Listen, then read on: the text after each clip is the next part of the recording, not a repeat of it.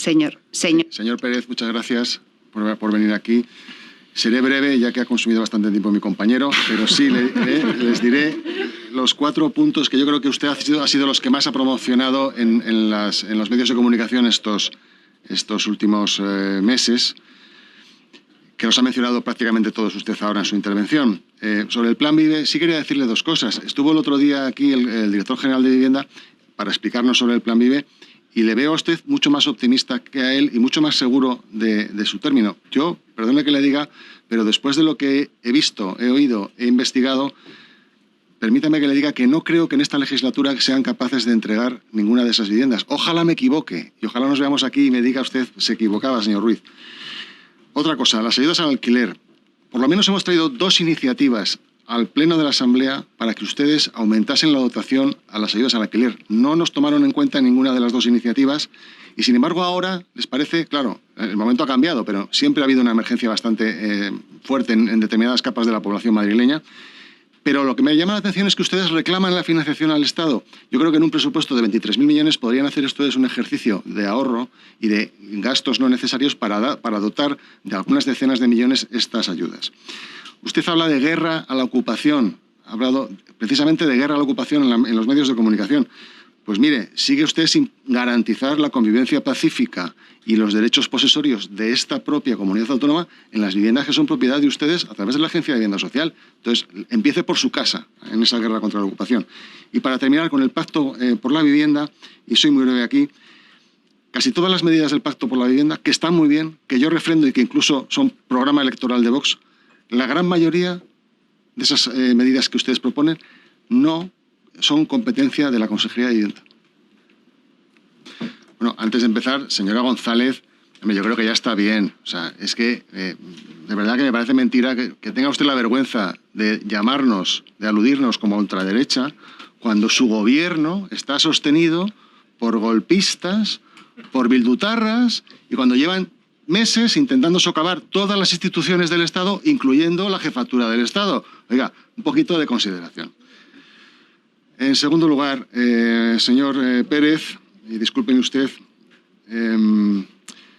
sí quería comentarle varias cosas. Respecto del Plan Vive y de las ubicaciones, es verdad que hay bastantes viviendas en lugares donde realmente se necesitan, como usted ha dicho, Móstoles, Getafe, Boadilla, Alcorcón, etcétera.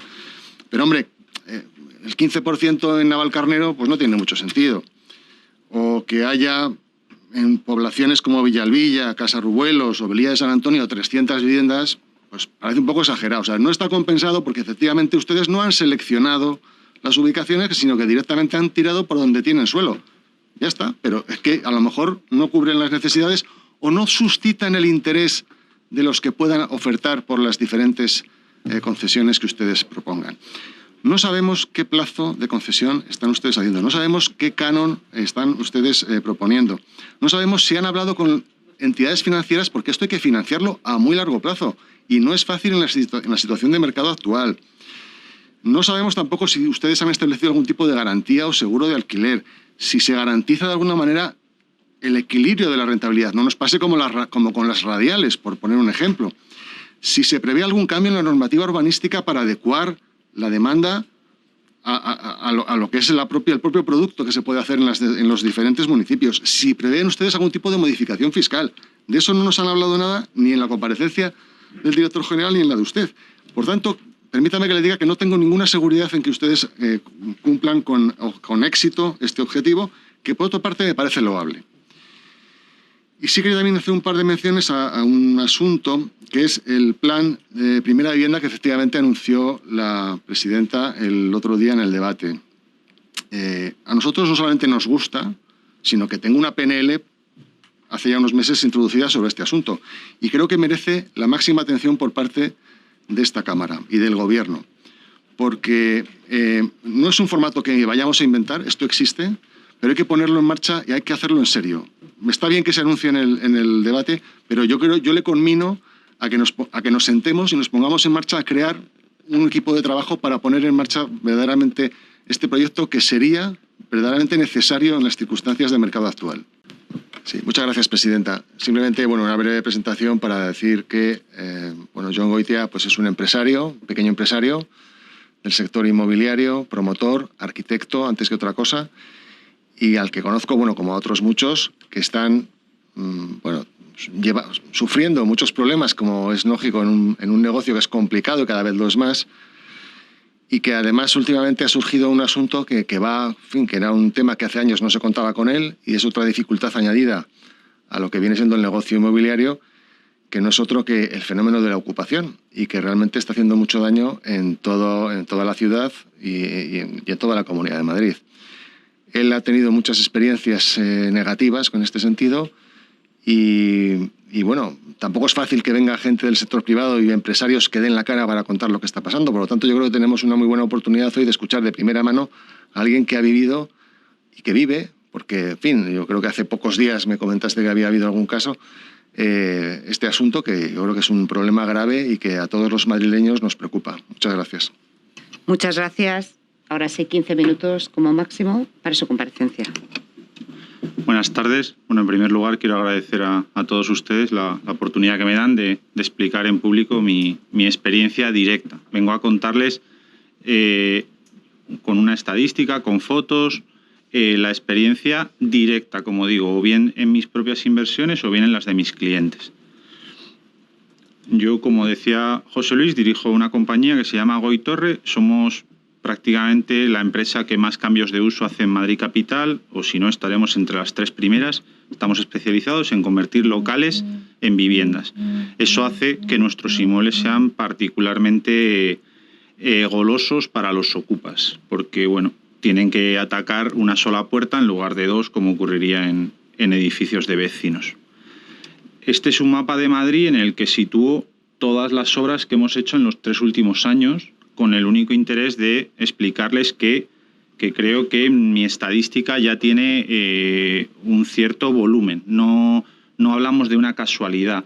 En total, cada pincho azul no es una vivienda, sino que es un inmueble, un local del que de media suelen salir 3 viviendas por local. Los tenemos desde algunos de una vivienda por local hasta un máximo de 7 viviendas por local, pero como digo, de media 3. Y hemos hecho 60 cambios de uso en los últimos 3 años.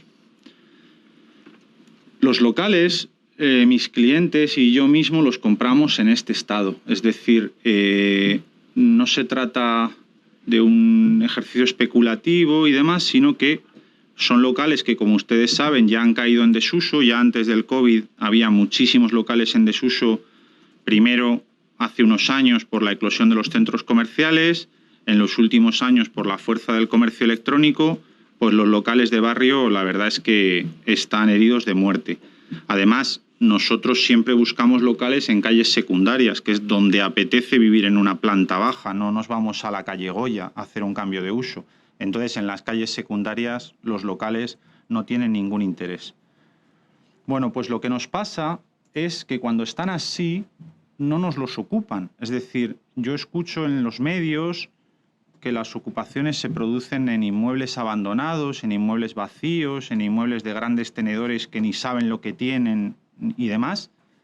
No es verdad. Mi experiencia es que de los 60 locales en los que he hecho proyectos de cambios de uso, solo en uno nos han ocupado estando así. El caso concreto fue, se metieron personas politoxicómanas y cuando mis clientes quisieron hablar con ellos, les dijeron que ellos ni pinchaban ni cortaban, que hablaran con sus jefes. El jefe, por supuesto, era, pues eso, una persona con un historial delictivo enorme y decía que 6.000 euros y si no había 6.000 euros no se marchaban. Allí yo no vi ninguna urgencia habitacional, ni vi nada de nada. Vi un negocio.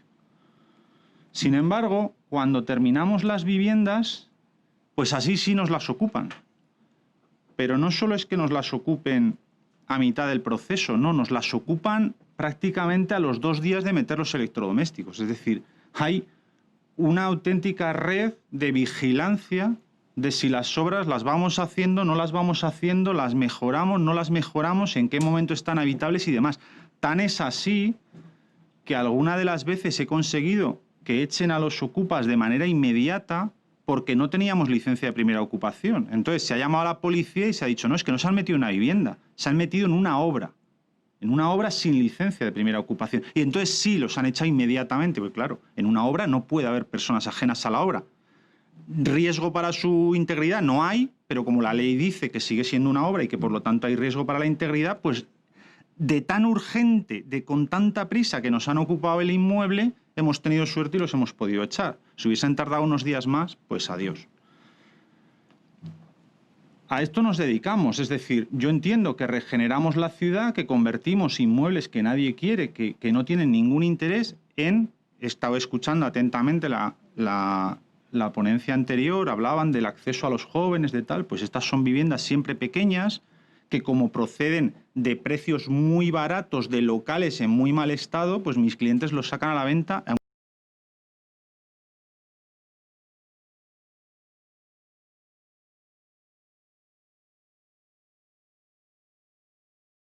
un precio muy inferior a las promociones de obra nueva. Es decir, creo que es una oportunidad mucho más que digna para que las personas jóvenes accedan a su primera vivienda. Apartamentos por encima del límite legal, por supuesto, de 25 metros útiles, están en 28, en 30, en 35, viviendas mucho más que dignas, pero a unos precios muy razonables para que sean la primera vivienda de esas personas jóvenes que no pueden acceder. Bueno, como ven, por dentro están totalmente equipadas, no escatiman mis clientes en ningún detalle, pues porque es a lo que se dedican, a convertir las viviendas en espacios lo más atractivos posibles. Bueno, vamos a una estadística que es muy diferente a las que yo veo en los medios y que seguramente les sorprenda, porque yo estoy convencido de que ustedes creen lo que ven en los medios porque es que los datos son opacos principalmente por una razón. Todo propietario de un inmueble ocupado sabe que si lo denuncia, no solo no se acerca a la recuperación del inmueble, sino que se aleja absolutamente de la recuperación del inmueble. Denunciar hoy día una ocupación es lo peor que puede hacer un propietario si quiere recuperar rápidamente el inmueble, con lo cual prácticamente no se denuncia nunca. Mi experiencia, como les digo, es para un total de 60 inmuebles de cambio de uso, a día de hoy tenemos 35 terminados, o bien ya con LPO o bien a punto de la LPO. En ese proceso de 2 años y medio así, hemos sufrido 4 ocupaciones consumadas y 6 tentativas. Y solo una denuncia. Solo un propietario denunció porque se asustó, porque no quiso llamar a empresas de desocupación y demás, y denunció. ¿Qué quiero decir con esto? Pues que, claro, las cifras oficiales que se pueden derivar de estos números es una denuncia de 60 inmuebles, un 1,7%. Es normal que se diga en prensa que no es un grave problema, un problema que afecta al 1,7% de los inmuebles. Yo estoy de acuerdo que no es grave, pero la realidad es que para empezar la denuncia ha sido una de 10, luego ya no es un 1,7, es un 10%. Pero lo peor de todo es, en las ocupaciones 4 y 6, dividido entre 35, me van a permitir que no haya dividido 10 entre 35, sino 9, porque como les decía, una ocupación se produjo sobre un inmueble en estado bruto, entonces la división importante es 9 entre ocupaciones y tentativas de inmuebles terminados entre 35 inmuebles terminados, lo que hace un total de un 25,7%. Hemos sufrido ocupaciones en el 25,7% de los inmuebles terminados. Creo que es un porcentaje muy, muy relevante.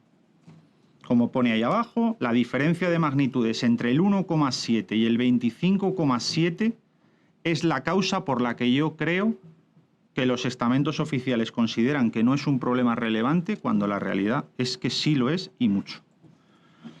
Son fotos reales de obras reales de clientes míos. Como ven, no son locales abandonados, no son inmuebles de los que los propietarios no saben ni que los tienen, son propiedad de pequeños ahorradores que, hartos de que la bolsa no les dé nada, de que los fondos les roben el dinero a base de comisiones y demás, dicen, bueno, pues invierto en ladrillo. No se limitan a romper puertas, no, también van contra las rejas, van contra lo que haga falta, arrancan ventanas.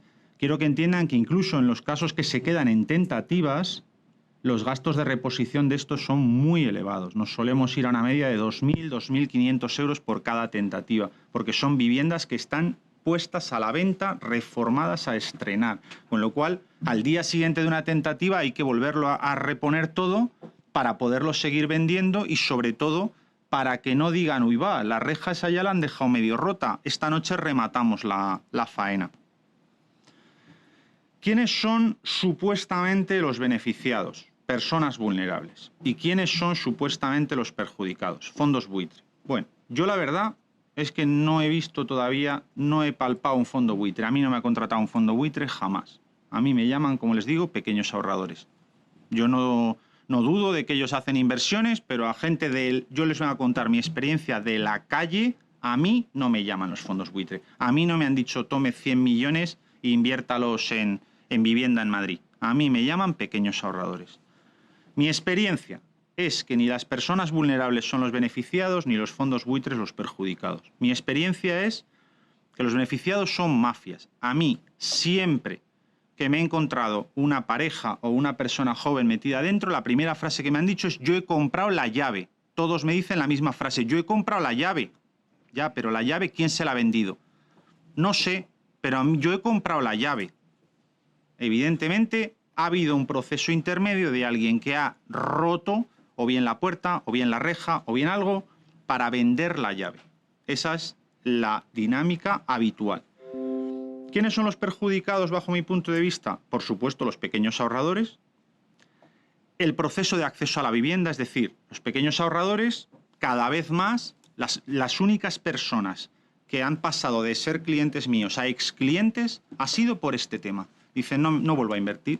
No vuelvo a invertir. Yo ya no quiero más rollos, que si policía, que si tal, que si saber que están vendiendo droga en mi local. No quiero saber nada. Con lo cual, si hay menos inversión en inmuebles, el acceso a la vivienda es más difícil, porque habrá menos viviendas en el mercado. Si hay menos viviendas, el precio es más alto. Seguridad ciudadana. Leí hace poco, no sé en qué periódico, que siempre la ocupación iba unida a otros delitos. Nunca iba sola.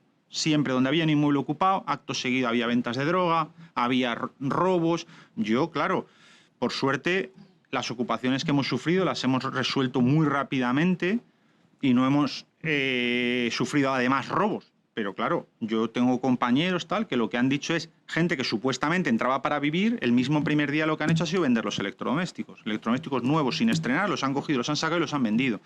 Ahí no había un interés en vivir. Ahí lo que había un interés era en delinquir de todas las maneras posibles.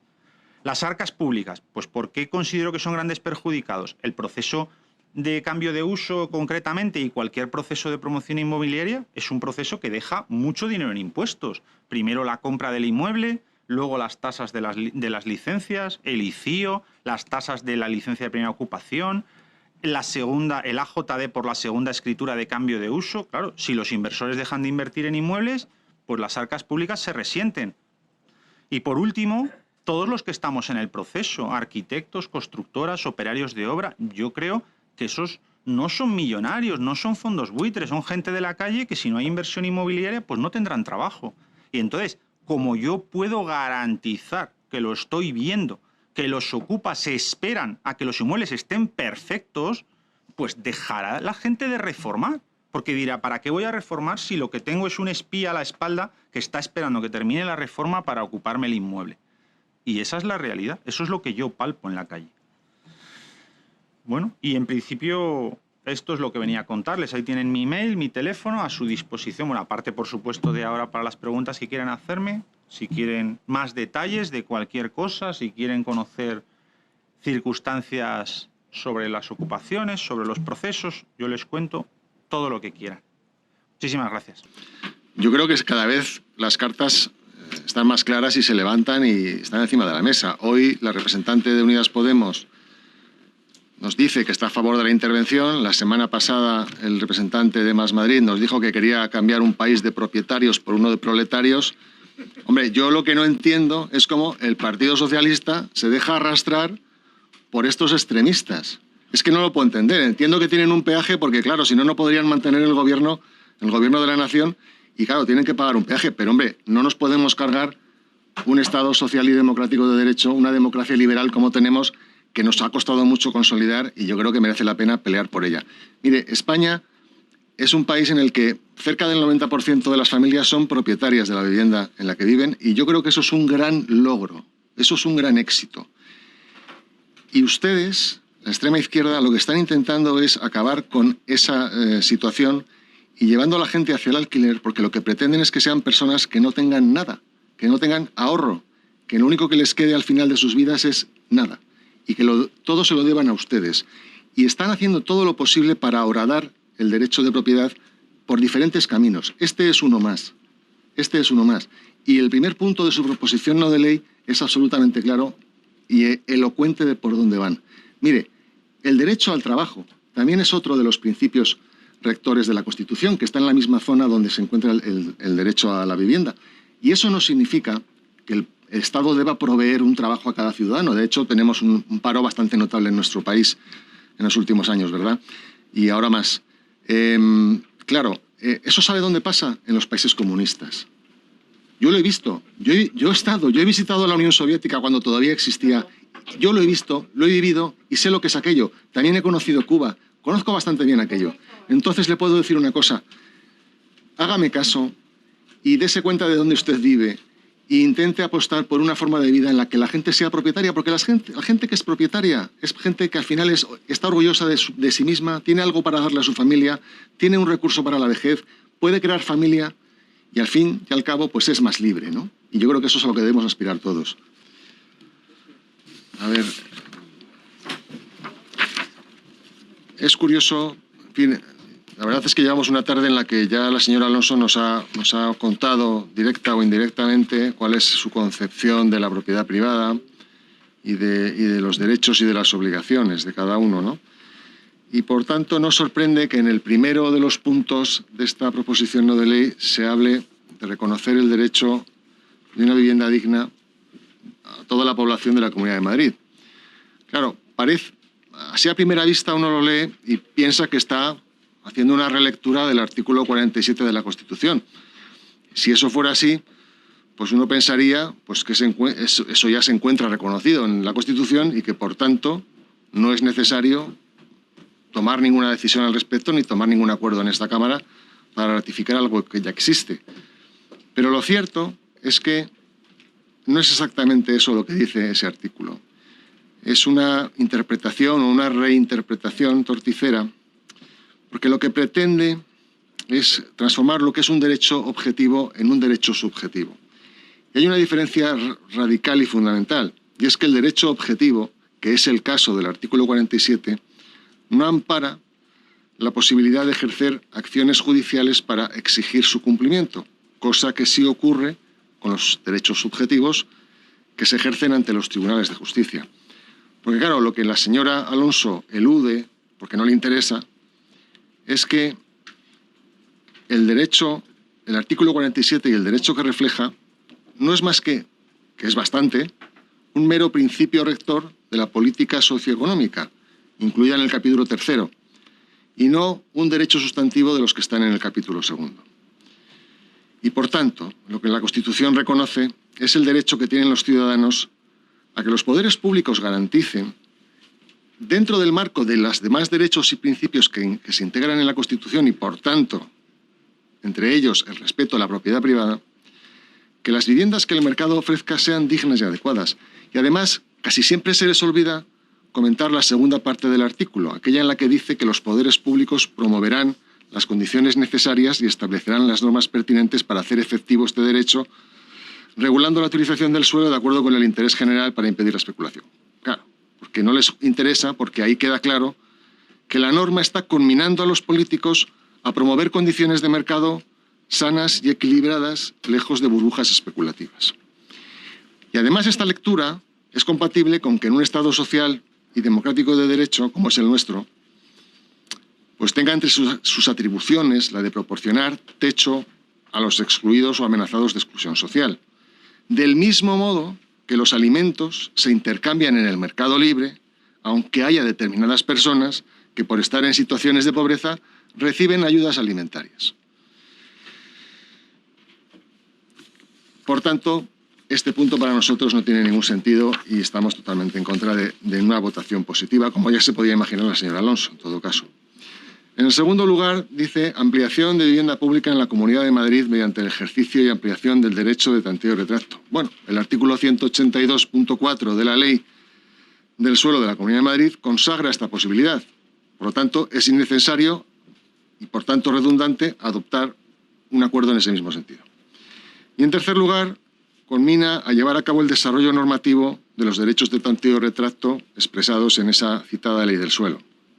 Pues bien, la disposición final tercera de la Ley del Suelo, que establece el desarrollo y ejecución reglamentarios, dice claramente cuáles son los artículos de la ley a los que se les da una remisión a futuros reglamentos.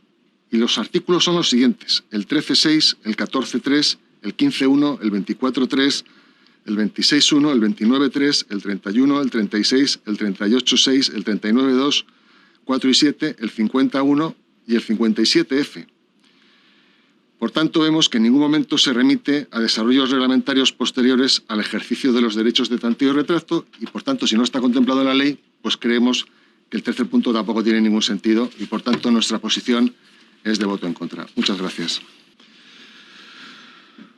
Bueno, señor Goitia, muchísimas gracias por su exposición. Yo creo que ha sido clarísima. La verdad es que me ha encantado porque hemos visto cómo realmente no es un problema de ese pequeño porcentaje, ¿no? Es muy llamativo cómo en los medios de comunicación, para, en fin, de hacer de menos este problema, dicen, fíjense, la estadística dice que hay 4.000 ocupadas en Madrid. Y hace 4 años que se hizo otro informe, también había 4.000. Por lo tanto, pues es un problema que está ahí, sí, que existe, pero que no crece, que está como estable, ¿no? Pero la realidad es que el sistema judicial español pues está pensado o está organizado de tal manera que lo que acaba fomentando es que la gente no vaya por la vía de lo penal a recuperar su vivienda cuando son ocupadas. Y no es así porque la vía penal es una vía en la que, en primer lugar, el delito apenas tiene pena, la pena es de unos pocos cientos de euros, y además la recuperación de la posesión tampoco es inmediata, sino que lleva una vía en la que, aunque ganes una sentencia en primera instancia, no es ejecutable y, como los ocupas suelen estar bien asesorados, recurren a la audiencia provincial y al final tardas una media de 2 años en recuperar una vivienda en la que el delincuente solamente recibe una multa de unos cientos de euros. Entonces, claro, ante esa tesitura, los afectados por esta verdadera emergencia ocupacional lo que hacen es ir por la vía civil, porque dicen, bueno, no le va a caer tampoco ninguna multa, pero si recupero antes el inmueble, pues bienvenido sea. Entonces, claro, la vía civil es la elegida por cualquier propietario que esté bien asesorado. Porque por la vía civil hay varios procedimientos judiciales por los cuales normalmente sueles tardar entre 7 meses y 1 año para poder recuperar esa posesión y, por tanto, pues mejorar notablemente la situación respecto a la vía penal. Se estima que hay alrededor de 4 o 5 veces más de las que están en vía penal. Es decir, estaríamos hablando de unas 20 y tantas mil viviendas en Madrid. Ya parece esa cifra que ya suena a otro problema, sin contar los innumerables intentos que en fin, que no acaban de fructificar o que duran unos días, como es el caso de las operaciones que nos ha contado usted, en los que, bueno, pues han actuado con rapidez o eran, en fin, se consideraba todavía obra, aunque estuviesen terminadas por no tener la LPO, y entonces han conseguido echarlos de manera rápida. Pero eso no es tampoco lo habitual, y menos si son particulares los propietarios, que son la gran mayoría, ¿no? No como el caso de usted, que son profesionales del sector inmobiliario, que, bueno, más o menos si actúan con rapidez tienen recursos y pueden al menos parar los daños más graves. Claro, usted lo ha dicho, o sea, no son personas, familias que han tenido mala suerte en la vida, que han tenido en fin, se han echado del trabajo y que andan por ahí como desesperados y se meten donde pueden, ¿no? Son verdaderamente mafias organizadas que además es curioso, porque esto se empezó a ver normal al principio de la crisis del año 2008. porque efectivamente hubo un gran problema de desahucios muy potente en España en aquellos años. Y entonces, bueno, se actuó con cierta pena o condescendencia hacia esta situación, pero se ha banalizado y se ha extendido. Y al mismo tiempo, en este país en estos años ha habido un intento también por socavar el derecho de propiedad privada, de muchas maneras, ¿no? Utilizando incluso recursos como aludir de manera torticera a un artículo de la Constitución que habla de la función social de la propiedad, que no es lo que dicen algunos que dicen que es. Yo sí quería preguntarle dos cosas muy concretas. Y es, ¿estima usted cuál es el sobrecoste que supone para sus promociones o para las que conozca de otros promotores, en lo que ustedes, claro, al final tienen que acabar invirtiendo en sistemas de seguridad, en vigilancia? No lo sé. Cuéntemelo usted. Y además, si considera que eso acaba repercutiendo en el precio final del producto. Supongo que sí. Y luego también iba a preguntarle que a raíz, no sé si sabe que la semana pasada en esta asamblea aprobamos una modificación de la ley del suelo, precisamente para sustituir fundamentalmente la ley de primera ocupación por la declaración responsable. A mí me parece que esto mejora mucho las posibilidades de ser ocupado una casa. Quiero ver también su punto de vista al respecto. Y nada más, muchas gracias. Bueno, en primer lugar, como hay alguna cuestión que la han repetido varios grupos, sobre todo lo de que hace falta un parque de vivienda en alquiler, yo les invitaría a una reflexión, y es que el volumen de vivienda privada que se construye, que se vende, que se alquila, es infinitamente mayor que el de vivienda pública. Y yo les garantizo que el problema de la ocupación retrae muchísimo a los inversores privados. Si no existiera el problema de la ocupación, habría mucha más gente, ya no hablemos de inversores, habría gente que ha heredado una vivienda que decidiría reformarla para alquilarla, pero como tienen miedo a la ocupación no lo hacen. Yo les garantizo que si consideran que lo más útil para que los jóvenes accedan al mercado de la vivienda es que haya más parque de vivienda en alquiler, el camino más derecho sería terminar con la ocupación para que hubiera más viviendas privadas en el mercado. Se lo garantizo. Muchísimo antes que prever que con dinero público se van a construir miles de viviendas. Llegarían antes al objetivo final, terminando con la ocupación, y que la gente se atreviera a alquilar sus viviendas. Aparte de eso, voy a intentar contestar, aunque yo no tengo experiencia en estas cosas, pero voy a intentar contestar uno por uno a las cuestiones que me han planteado. Respecto a la portavoz de Podemos, yo no creo que se deba hacer tanta distinción entre el allanamiento y la ocupación. Es decir, en cualquier caso es propiedad privada. Y igual de grave me parece que a uno le asalten la vivienda en la que vive que a un pequeño ahorrador le asalten la vivienda donde ha metido todos sus ahorros. Me parece igual de grave. Muchísimos de mis clientes, un alto porcentaje, son personas con hijos pequeños que dicen: yo compro un pisito, lo alquilo 5, 6, 8 años y cuando mi hijo tenga edad de independizarse, ahí tiene su pisito. Que ese piso se lo ocupen es igual de grave que le ocupen su propia vivienda, porque es donde tiene metidos sus ahorros y donde tiene pensado que viva su hijo. Sobre lo de facilitar el acceso a la vivienda, lo que acabo de decir, creo que llegaríamos antes a que se bajaran los precios si hubiese más vivienda en alquiler que pretender que se construya con dinero público, que ya sabemos que ahora va a haber que dedicarlo a otras urgencias. Y sobre lo de que hay familias que no tienen otra alternativa habitacional, estoy de acuerdo, pero no creo que eso les dé derecho a ocupar la propiedad de otra persona. Es que tanto derecho tiene el que no tiene dónde vivir que el que ha metido todos sus ahorros ahí para sacarse un complemento a su sueldo o un complemento a su pensión. Respecto al portavoz de Vox, la verdad es que mis clientes no van ni por la vía civil ni por la vía penal. Ninguna de las dos tiene suficiente rapidez. Van más bien, en los 4 casos que he comentado que se ha conseguido la ocupación, en 2 de ellos no había LPO, y entonces se llamó a la policía, se dijo se han metido en una obra y los sacaron. La tercera fue la que sí fue denunciada, fue juicio rápido y la verdad es que ahí la policía se portó muy bien con mi cliente porque era una mujer con un hijo pequeño y le dijeron que un hijo pequeño no podía vivir en una propiedad ocupada. No sé si eso tenía base jurídica o no, no lo sé. Le dijeron, como le dijo la policía, y eso lo vi yo con mis ojos, como mañana vuelva y esté aquí la criatura, te la quito y la llevo a servicios sociales, porque no puede vivir un bebé en una vivienda ocupada. Y esa persona cogió 1 hora después y se marchó de motu propio. 2 días más tarde fue el juicio rápido y le dijo al juez, señor juez, yo ya me he marchado.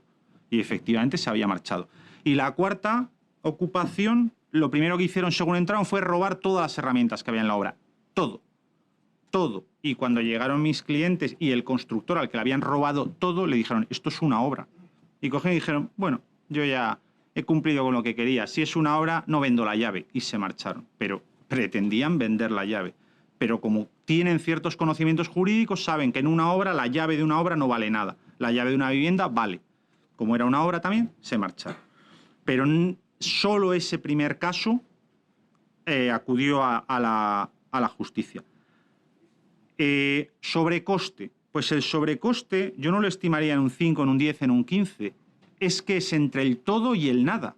O sea, está consiguiendo este problema que la gente deje de comprar pisos, deje de querer alquilar pisos. Cogen y dicen, es que prefiero lo que estaba diciendo ahora, he heredado este piso, no lo arreglo, lo dejo ahí viejo, que viejo no me lo van a ocupar. No lo arreglo porque lo voy a arreglar y se van a meter dentro el día que acabe la obra. O sea, que el sobrecoste es enorme porque directamente elimina viviendas del mercado. Entonces, suben las demás. O sea, la propia que desaparece ni sube ni baja, pero suben las demás porque no hay. El tema de la LPO y la declaración responsable, vital, porque el momento, como decía en la presentación, el momento en el que se ocupan las casas es cuando están terminadas. Entonces, el momento grave es si la LPO, bueno, es que se lo estoy diciendo, que entran antes de la LPO. Entonces, vale, se les saca rápido porque se puede demostrar que es una obra, pero ya los 2.000 y pico euros de reposición ya están ahí. Y además, está ocurriendo problemas reputacionales, es decir, hay una persona que está pensando en comprarse el piso, de repente se acaba enterando de que el piso que estaba pensando si comprar o no comprar se lo han ocupado y dice, y esto no es tan seguro, y ya no lo compra, volvemos a lo mismo, vuelven a desaparecer los inmuebles del mercado. O sea que, por supuesto que es importantísimo que en cuanto se acabe una obra, se conceda la LPO, sea por declaración de responsabilidad o lo que sea, de manera urgentísima, para que se alquile rapidísimo y ya no esté, porque es verdad que, bueno, que cuando hay vida dentro y demás, pues suelen cortarse algo más.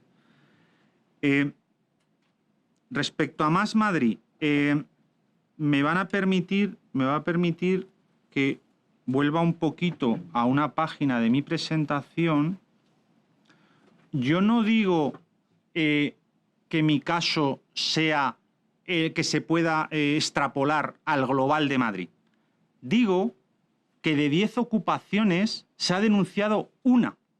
Con lo cual, cuando me decía usted su estadística no es real, lo que sí es real o muy cercano a la realidad es que se denuncian 1/10 parte de las ocupaciones que se producen. De hecho, el único cliente mío que ha denunciado fue la primera ocupación, la de 2018. A día de hoy no denuncia nadie, porque la denuncia es lo mismo que el empadronamiento, es constancia oficial de que esa persona está dentro, con lo cual, adiós, te puedes olvidar de recuperar la posesión si denuncias. No denuncia nadie. O sea, lo que me extraña es que todavía aparezca alguna vivienda en las estadísticas.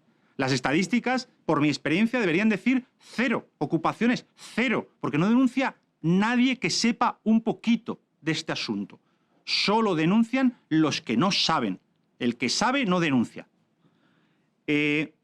Luego, me decía usted, hay 13.000 viviendas a la venta, tal. La obra nueva es muy fácil de proteger.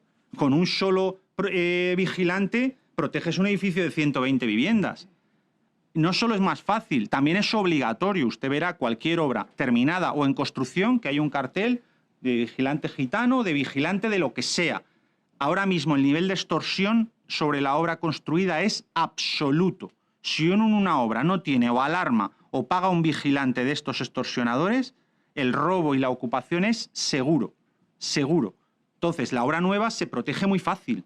Un vigilante por cada 200 viviendas. La obra disgregada, como la que hago yo, es dificilísima de proteger, porque no puedes poner un vigilante en cada conjunto de 2 o 3 viviendas. Me decía usted que es una exageración. Bueno, ahí están los números. Lo que le digo es que bajo ningún concepto considere que las denuncias se acercan a los datos reales. Bajo ningún concepto. Luego me hablaba del juez que ha salido en los medios, tal. Bueno, ese juez, yo también he leído la noticia, todos sabemos que está adscrito, me parece que a Podemos y tal, hablaba muy... Ese juez en concreto había pertenecido, bueno, hablaba totalmente ideologizado. Me preguntaba usted, ¿cuál es la solución? Pues la solución, vuelvo a lo mismo, que la gente se sienta más segura para sacar sus viviendas en alquiler, sean inversores, sean pequeños propietarios, sea quien sea. Cuantas más viviendas haya en alquiler, más baratos serán los precios. Paso a Ciudadanos. Medidas legislativas. La más importante, que en algún medio la he leído, la más importante me parecería que mientras se dilucida quién tiene razón, que yo por supuesto que entiendo que tiene que haber un juez que diga quién tiene razón, mientras se dilucida, el inmueble lo use o el propietario o el inquilino, quien tenga el medio legal de demostración de que eso es suyo. Y, por supuesto, si el ocupa tiene unos derechos que denunciar ante un juez y que exigir que se cumplan, que se estudien y que se haga sentencia. Pero mientras se produce la sentencia, que en el ínterin el que use el inmueble sea su Señor legítimo... Goitia, tiene que ir finalizando. Reacción de los vecinos a la ¿Tiene ocupación. usted alguna pregunta más para contestar? Reacción de los vecinos a la ocupación. Todos los inmuebles que nos han ocupado nos hemos enterado por los vecinos. Llaman inmediatamente, te han ocupado, tal. Si no, no habría manera de enterarse. Niego que se esté generando un clima de miedo. Sencillamente es que si todo el mundo dice que hay que mejorar el acceso a la vivienda, tiene que poderse invertir en la vivienda. Si no hay seguridad jurídica para invertir en vivienda, nunca va a haber las suficientes viviendas en el mercado para que los precios bajen. Y ya está. Y bueno... Pues muchísimas gracias.